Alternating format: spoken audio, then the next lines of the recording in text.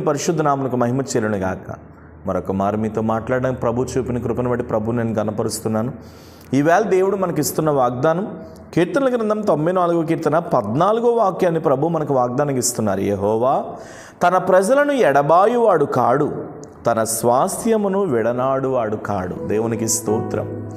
చాలాసార్లు మనం అనుకుంటాం, నేను ఎవరికి సొంతం అండి, నేను ఎవరికి సొంతం కాదు కదా, నేను ఎవరికి ఇది కాదు కదా అని అనుకుంటాం. మనుషులు ఎవరు కూడా మనుషుల్ని సొంతం అని ఎప్పుడు అనుకుంటారో తెలుసా? అవసరం ఉన్నంత వరకే సొంతం. వీడు నాకు సొంతం, వాడు నాకు సొంతం అంటారు.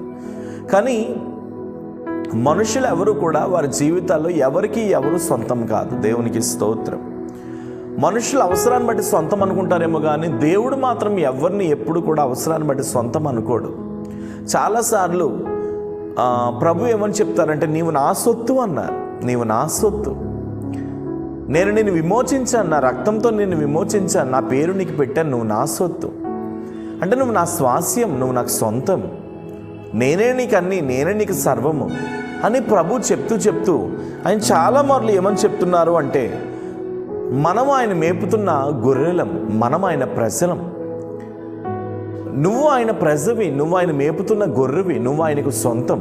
అయితే ప్రభు ఈవేళ నీతో అంటున్నటువంటి మాట ఏంటంటే, యెహోవా ఎన్నడూ కూడా తన ప్రజలను ఎడబాయువాడు కాడు. దేవునికి స్తోత్రం. ఎవరిని దేవుడు ఎన్నడూ విడిచిపెట్టాడు, ఎడబాయుడు. ఆయన ఎవరిని విడిచిపెట్టాడు. ఈ వాగ్దానం చూస్తున్నాడు, నీతో ప్రభు చెప్తున్నాడు, నిన్ను దేవుడు విడిచిపెట్టే దేవుడు కాదు, ఎడబాయుడు. నిన్ను విడువను, నేను ఏమాత్రం ఎడబాయును అన్నాడు. అంటే ఎడబాయుటం అంటే అర్థం ఏంటంటే పక్కన పెట్టడం. నీ దేవుడు ఎప్పుడు కూడా ఎడబాటు అనే పదమునకు అర్థం ఏమొస్తుందంటే పక్కన పెట్టడం. అంటే ఆ వ్యక్తిని పక్కకు ఒత్తిగిలించడం, ఆ వ్యక్తిని పక్కన పెట్టడం. మనస్సులో నుండి, జీవితంలో నుండి, బ్రతుకులో నుండి. నేను చాలామంది పక్కన పెట్టేశారు కదా చాలా విషయాల్లో. ఏం బిడ్డ, చాలామంది నీ జీవితంలో చాలామంది నేను పక్కన పెట్టేశారు. పక్కన పెట్టిన వాళ్ళందరూ కూడా కొన్నిసార్లు కొంతమంది ఏంటంటే ఫోన్ నెంబర్స్ బ్లాక్లో పెట్టేస్తారు కదా. ఒకసారి మనకు అనిపిస్తూ ఉంటుంది, ఈ వ్యక్తి నన్ను పక్కన పెట్టేశాడు. నీకు నచ్చని వ్యక్తులు నీకు ఉన్నప్పుడు కూడా నువ్వు కూడా ఏం చేస్తావంటే పక్కన పెట్టేస్తావు, బ్లాక్లో పెట్టేస్తావు వారిని. కానీ ఒక విషయం మీకు తెలుసా? మనుషులు బ్లాక్ చేసినా, మనుషులు పక్కన పెట్టేసినా, మనుషులు ఎడబాటు చేసినా, నువ్వు ఎలాంటి తప్పిదములు చేసినా, నువ్వు ఎలాంటి పొరపాట్లు చేసినా, నువ్వు ఎలాంటి స్థితిలో ఉన్నా, దేవుడు మాత్రం నిన్నెన్నడూ కూడా ఎడబాసే దేవుడు కాదు. Praise the Lord. ఎన్నడూ ఎడబాయుడు. అందుకని అక్కడ ఆయన చెప్తున్నాడు, యెహోవా తన ప్రజలను ఎడబాయువాడు కాదు, తన స్వాస్యమును విడనాడువాడు కాదు. నువ్వు ఆయన సొంతం కాబట్టి నేను విడిచిపెట్టిన అంటున్నాడు. అటు ధైర్యం తెచ్చుకో. నువ్వెందుకు దిగులు పడాలి, నువ్వెందుకు వేదన పడాలి? ఎవరు నీకు సొంతం కాకపోయినా దేవుడు నీకు సొంతం. ఎవరు నీ చేయి విడిచినా దేవుడు నీ చేతిని వదలడు. నువ్వేం చేయాలంటే అనుక్షణం ధైర్యం తెచ్చుకుంటూ నువ్వు ముందుకు సాగిపోవాలి.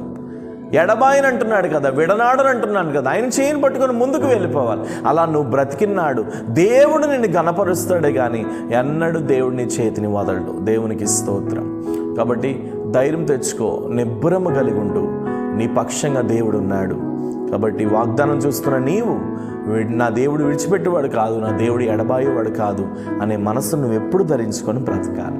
ప్రేమ, పరిశుద్ధము, నమ్మకమైన తండ్రి, ఈ వాగ్దానం చూస్తున్నవారు ఎందరైతే ఏడుస్తున్నారు, కుమిలిపోతున్నారు, బాధపడుతున్నారు, యేసు నామములో అట్టి వారందరి మీదకి నీ కృప బలముగా దీవచ్చును గాక.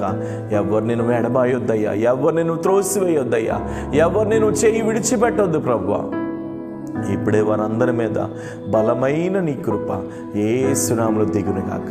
తగిన శక్తితో నింపమని, బలపరచమని, స్థిరపరచమని, సంపూర్ణమైన విడుదల దయచేయమని, మీరే ఆశీర్వదించి అనేకులకు దీవెనకరంగా మార్చమని, రోగులుంటే స్వస్థపరచండి, దెయ్యములు పట్టిన వారు ఉంటే విడుదల దయచేయండి, తగిన మహిమతో నింపమని ప్రార్థిస్తూ యేసు నామమున అడుగుచున్నాను తండ్రి, ఆమేన్. God bless you. అనేకులకి వాగ్దానం షేర్ చేయండి. తప్పనిసరిగా మీ కొరకు మేము ప్రార్థన చేస్తాం. Praise the lord.